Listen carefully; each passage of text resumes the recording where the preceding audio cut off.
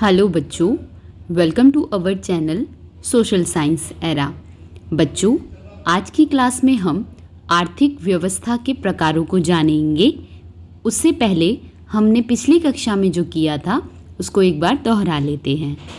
बच्चों, पिछली कक्षा में हमने जाना कि अर्थव्यवस्था की केंद्रीय समस्याएं संसाधनों की कमी के कारण उत्पन्न होती है। प्रत्येक अर्थव्यवस्था को ये तय करना होता है कि क्या और कितनी मात्रा में उत्पादन किया जाए। उत्पादन की विधि श्रम प्रधान या पूंजी प्रधान उत्पादन लागत, रोजगार और कार्यकुशलता को प्रभावित करती है। वस्तुओं और सेवाओं का वितरण क्रय शक्ति, कीमतों तथा सरकारी नीतियों पर निर्भर करता है। सभी देश, चाहे उनकी आर्थिक व्यवस्था कोई भी हो, इन तीन मूलभूत आर्थिक समस्याओं का सामना करते हैं। आइए बच्चों, अब जान लेते हैं आर्थिक व्यवस्थाओं के प्रकार। प्रत्येक देश को यह तय करना होता है कि उसकी अर्थव्यवस्था कैसे संगठित होगी तथा तीन प्रमुख आर्थिक समस्याओं, क्या उत्पादन किया जाए, कैसे उत्पादन किया जाए और किसके लिए उत्पादन किया जाए, का समाधान कैसे किया जाए। इन निर्णयों को लेने के लिए जिस पद्धति का उपयोग कोई देश करता है उसे उसकी आर्थिक व्यवस्था कहते हैं। बच्चों, आर्थिक व्यवस्था मुख्यतः तीन प्रकार की होती है। पहला, बाजार या मुक्त बाजार अर्थव्यवस्था या पूंजीवादी अर्थव्यवस्था।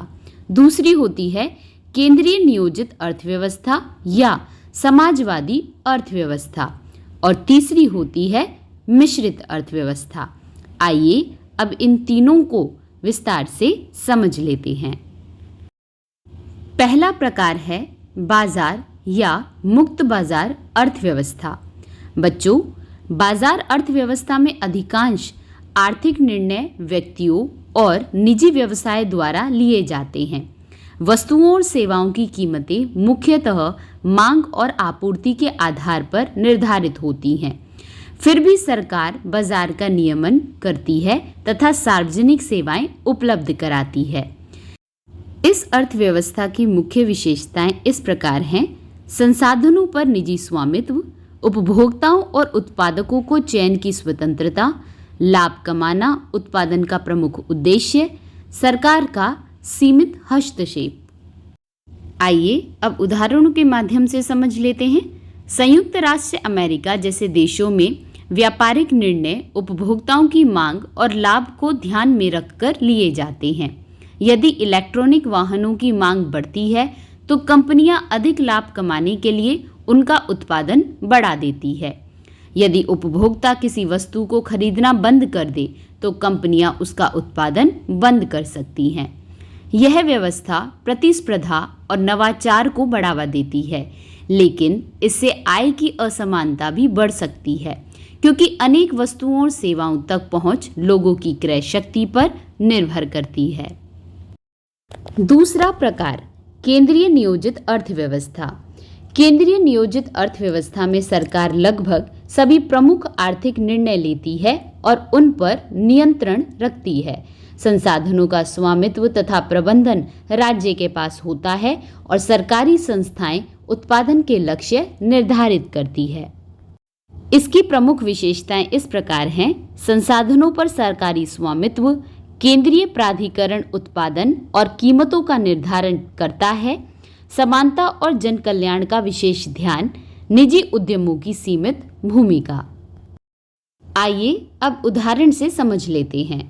उत्तर कोरिया जैसे देशों में सरकार यह तय करती है कि कौन सी वस्तुएं और कितनी मात्रा में बनाई जाएं। सरकार विलासिता की वस्तुओं की तुलना में आवश्यक वस्तुओं जैसे खाद्यान्न और आवास के निर्माण को प्राथमिकता दे सकती है। यह व्यवस्था असमानता कम करने का प्रयास करती है, लेकिन इसमें अक्षमता, प्रतिस्पर्धा की कमी तथा उपभोक्ताओं के सीमित विकल्प जैसी समस्याएं हो सकती हैं। तीसरा और अंतिम प्रकार है मिश्रित अर्थव्यवस्था। बच्चों, मिश्रित अर्थव्यवस्था में बाजार अर्थव्यवस्था और नियोजित अर्थव्यवस्था दोनों की विशेषताओं का समावेश होता है। इसमें सरकार और निजी क्षेत्र दोनों महत्वपूर्ण भूमिका निभाते हैं। इसकी प्रमुख विशेषताएं हैं सरकारी नियमन के साथ निजी स्वामित्व, कुछ रणनीतिक क्षेत्र जैसे रक्षा और कई देशों में रेलवे सरकार के स्वामित्व में होते हैं या सरकार द्वारा कड़ाई से नियंत्रित किए जाते हैं। अनेक क्षेत्रों में वस्तुओं और सेवाओं की कीमतें बाजार की शक्तियां तय करती हैं। सरकार नीतियों और कल्याणकारी योजनाओं के माध्यम से नागरिकों का कल्याण सुनिश्चित करती है। इसके उदाहरण में भारत एक मिश्रित अर्थव्यवस्था का उदाहरण है। यहाँ आईटीआई और विनिर्माण जैसे क्षेत्रों में निजी कंपनियां कार्य करती हैं, जबकि रक्षा और सार्वजनिक परिवहन जैसे क्षेत्रों में सरकार की प्रमुख भूमिका होती है। कई स्थानों पर निजी क्षेत्र भी भागीदारी करता है। सरकार उद्योगों का नियमन करती है, सब्सिडी प्रदान करती है तथा VBGRAMG पूर्व नाम मनरेगा और सार्वजनिक वितरण प्रणाली PDS जैसी कल्याणकारी योजनाएं चलाती है। मिश्रित अर्थव्यवस्था का उद्देश्य बाजार व्यवस्था की दक्षता और नियोजित अर्थव्यवस्था के सामाजिक कल्याण के लक्ष्यों के बीच संतुलन स्थापित करना है। आइए अब तीनों ही आर्थिक व्यवस्थाओं को तुलना के आधार पर समझ लेते हैं। आधार है स्वामित्व, निर्णय लेना, सरकार की भूमिका, मुख्य उद्देश्य और उदाहरण।